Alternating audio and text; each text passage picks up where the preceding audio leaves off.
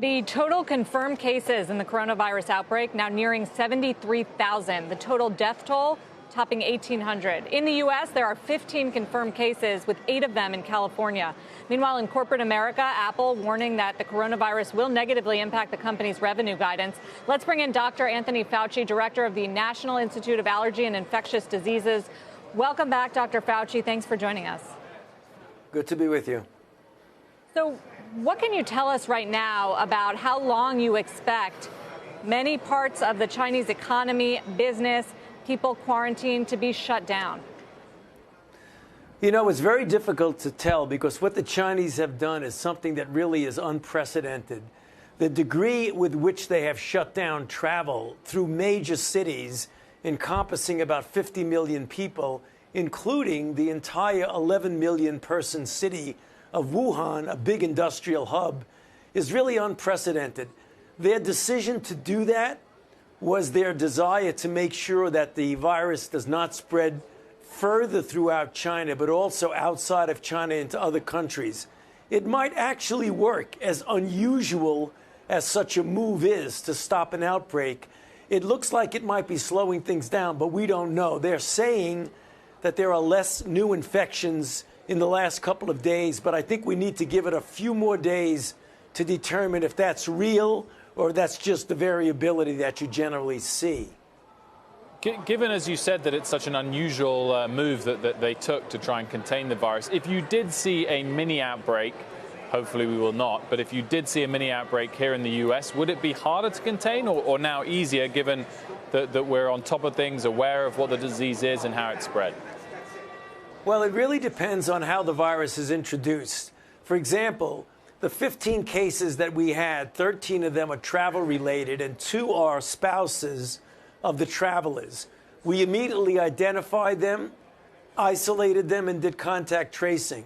You get into trouble if people enter the country sort of under the radar screen who are infected, and then you get secondary and tertiary multiple rounds of transmission. If that happens, it might be a little bit difficult to really get your arms around right away.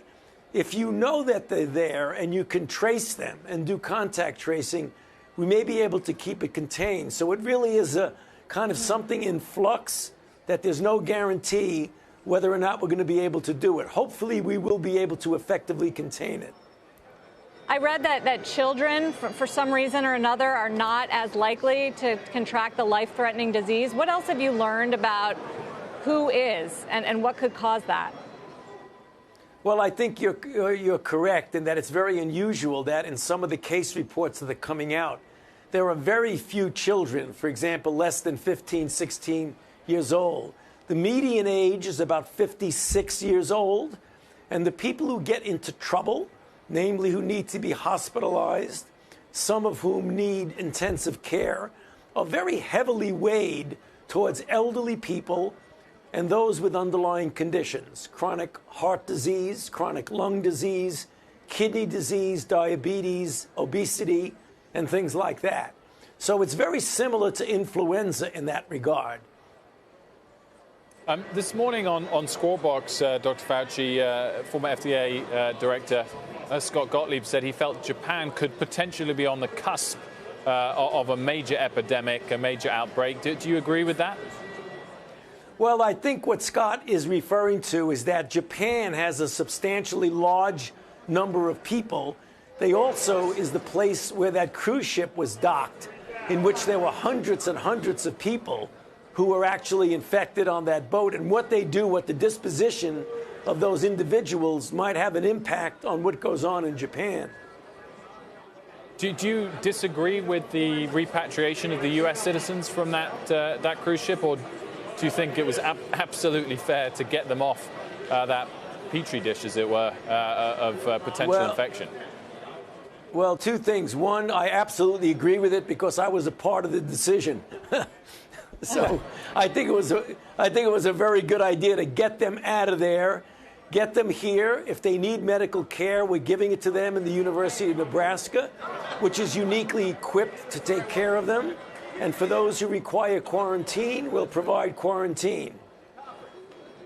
What else have you learned, Dr. Fauci, about how it is transmitted from person to person? Is it really transmitted asymptomatically? And how contagious is this actually as we try to process what the global human toll is going to be?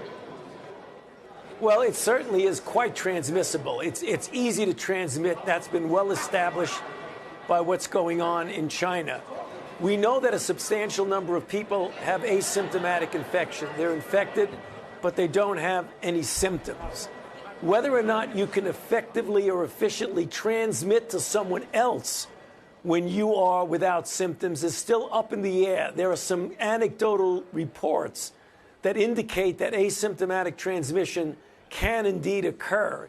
It is likely not a major driver of the outbreak. Realistically, how far away are we from antibiotics to treat the condition and or vaccines to prevent it?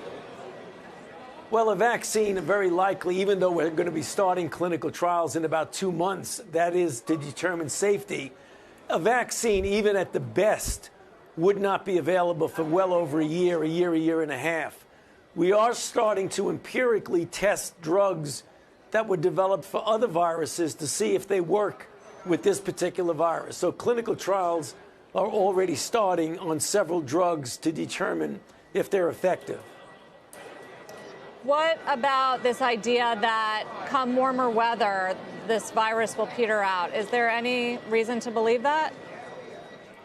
Well, it's not an unreasonable thought for the following reason. Influenza, which is a seasonal virus, certainly dissipates and almost disappears when you get to April, May, and June. A number of other coronaviruses also do that.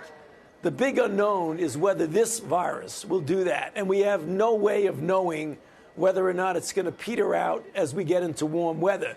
There's precedent with other viruses that do that, but this is a unique virus for which we have no other experience. One quick question as it relates to your planning for other precautions in case this gets worse globally. If we do start to see it spread beyond China in bigger numbers, what would the U.S. do? Well, we do what's called mitigation. Namely, we've tried to contain it as much as possible out of the country. But if it really is a true global pandemic, it would be virtually impossible to keep infections totally out of the country. And then you deal with them. You deal with them by social distancing, by avoiding crowds, closing schools, those kinds of things that prevent the interaction of people who might transmit it among themselves.